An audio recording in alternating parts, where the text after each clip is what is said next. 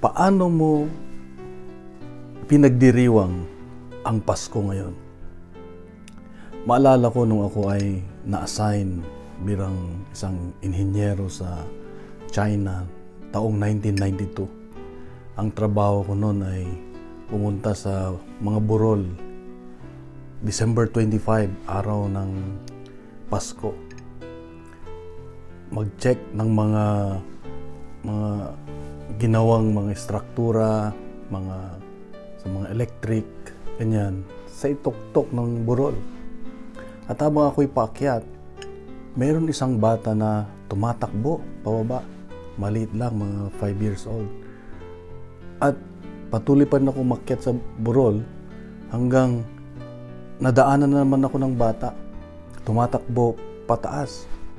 Sinundan ko yung bata at nakita ko yung kanyang tatay ay naghuhukay ng isang pundasyon ng poste ng electric post.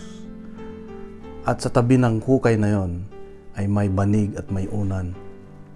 Yung pala, nalaman ko, yung mag-ama ay magdamag na natulog doon sa tabi ng hukay para pag nahukay nila yon, may bayad sila. At malala kong bayad nun ay napakaliit lang. Ang hindi ko makalimutan, dahil kinakausap ko ang Diyos, sabi ko, birthday mo ngayon.